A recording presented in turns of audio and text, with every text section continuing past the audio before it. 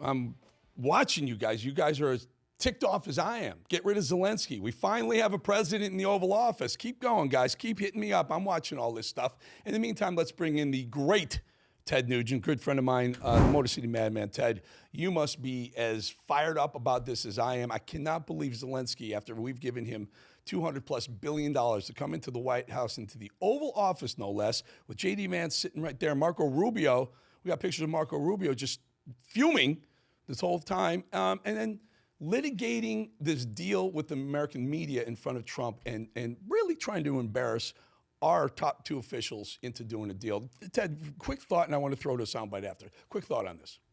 Well, number one, you're speaking truth, logic, and common sense. What a target-rich environment for the A-10 warthog of real America to crush so-called leaders of nations. If Zelenskyy is the leader of a nation, then I'm Caitlyn Jenner's boy toy. I mean, this little punk finally got his ass handed to him by a real president, a real commander-in-chief, and a real vice president. My phone is blowing up because people in the asset column of America, you know, working hard, playing hard America, we are rejoicing that we got an ass kicker in the White House instead of Mitt Romney bringing a doily to a gunfight.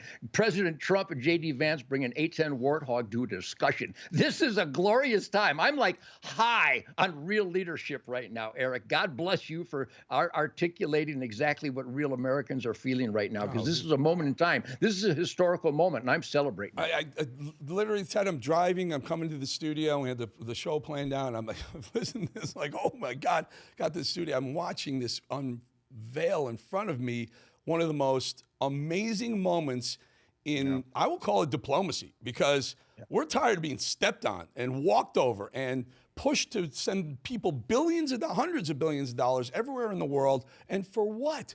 Trump, for once, says, give us something back. Give us a mineral, some rare earths and some mineral rights to the Ukrainian production, and we'll give you more money. We're not going to pick you as the winner of the war. Listen to this very, very short, brief moment, so I think captures the essence of the whole 7 minutes. Watch.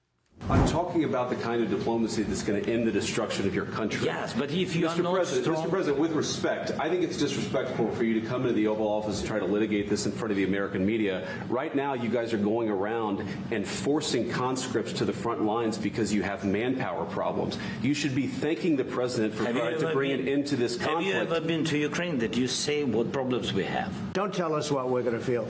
We're trying to solve a problem. Don't tell us what we're going to feel. I'm not telling you. Because you're in no position to dictate that. That's Remember exactly this. I'm not you're in no position to dictate what we're going to feel. Yeah, isn't it nice to have an American president with some pelotas?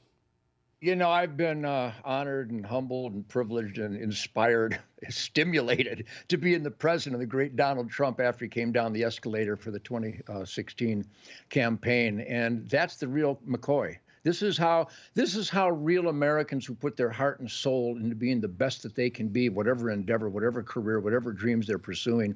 And this is the spirit of what we call the Ted Nugent Spirit Campfire. Not just the Spirit Campfire, Real America Voice, Truth, Logic, and Common Sense celebration, but real campfires. I mean, I spend hundreds of campfires with great American families every year with our sunrise safaris. And this is the spirit. This is the power, the authority. We the people, Constitution, Bill of Rights, 10 Commandments, Golden Rule, work ethic, law and order, good over evil. This is the greatest commander-in-chief, and it's on the stage for the whole world to see. So the people who hate Donald Trump clearly hate when America has proper constitutional, logical leadership. So this is a great celebration. I'm not kidding. When I was driving downtown Waco with Shemaine for a wonderful lunch, we're listening to this exchange, and I have a Hellcat that goes really fast anyway, but all of a sudden it went faster. When I play my music on the radio, my cars go faster. Mine too. And when Donald Trump speaks, my cars go faster. So this is a great moment of electricity for America. Good for America. If I play Stranglehold or Cat Scratch Fever or Stormtrooper on the radio, my car goes super fast too. Sometimes I even get pulled over. Sometimes that's divine intervention, by the way. It's the 50th anniversary of the song Stranglehold. We have a T-shirt. People are buying them left and right at tednugent.com. But it really is a soundtrack for hellraisers, for people who stand in the asset column based on risk and sacrifice, work ethic, and good over evil. So that song, when it came out of me, it was in defiance of a record industry that didn't like my music. But but the people loved my music. So 40 million albums later, I think I could write a song called The Middle Finger is on Fire. And that's what Donald Trump represents. He's the middle finger for freedom against tyrants and dictators and punks that play the piano with their dick. Yeah, and the tyrant and the little dictator that came in, Zelenskyy, came into the Oval Office thinking he was just going to walk out of here with a few $1 billion. He's got his tail planted firmly between his legs. And I just pointed out in the A block that right after that meeting, the whole entourage went to Marco Rubio and said, please, can we just reset here? We want to reset. We'll do the press conference.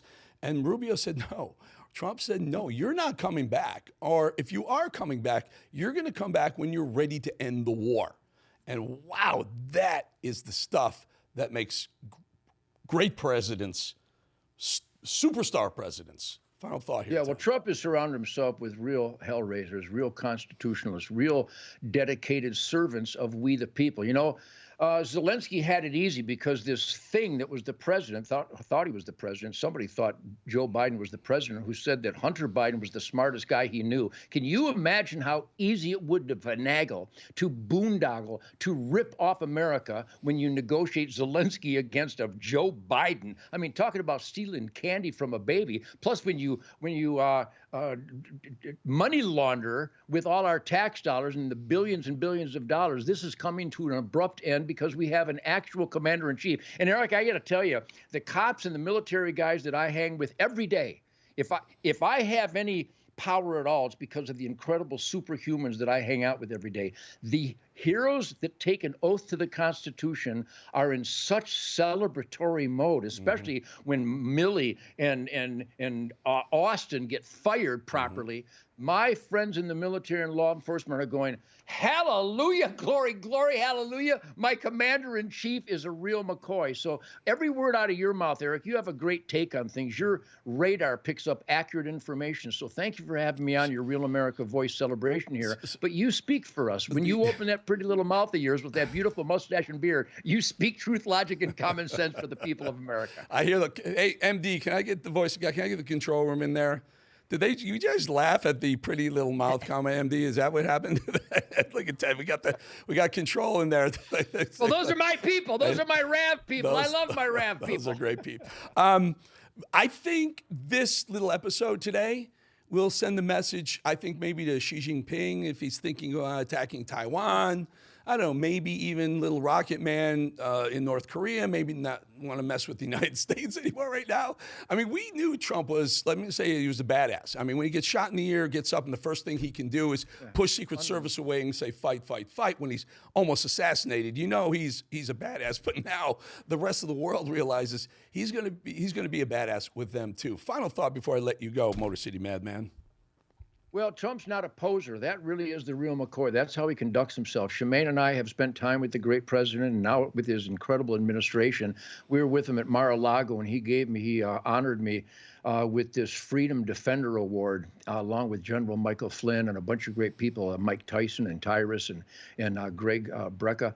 So I know the man. And when I meet with him, when we hang out with him, he talks like you and I talk. He talks like the people that come and hunt with me. He talks like me and my ranching buddies. He's the real McCoy, and we should thank God. Divine intervention brought us a real commander-in-chief to fix the last 4 years' embarrassment. So carry on, Eric Bolling. I'm with you, buddy. And Ted, really good having you on. Congratulations on that well-deserved, well-earned reward. Ted Nugent, everybody. Appreciate your time, Ted. Godspeed. All right, folks, we'll be right back. A lot more on this.